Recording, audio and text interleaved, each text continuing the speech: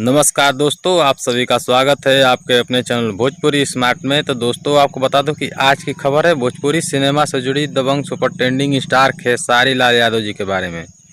तो दोस्तों आपको बता दूं खेसारी लाल यादव जी का सुबह सुबह अभी खेसारी म्यूजिक वर्ल्ड पे 6:15 पर बहुत लाजवाब भक्ति देवी गीत रिलीज किया गया है। अगर आप लोग नहीं सुने हैं तो जा करके खेसारी म्यूजिक वर्ल्ड पे सर्च करिए यूट्यूब पर और गाने को सुनिए, आनंद लीजिए। तो दोस्तों आपको बता दूं कि भक्ति देवी गीत का नाम है सरकार बनी माई के।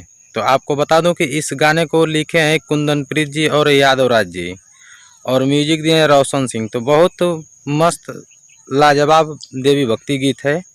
तो आप लोग जाइए सुनिए और जानकारी पसंद आई है तो इस वीडियो को लाइक करिए और कमेंट करिए।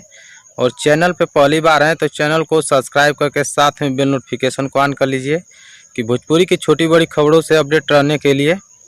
तब तक के लिए देखते रहिए भोजपुरी स्मार्ट न्यूज़। जय हिंद, जय भोजपुरी।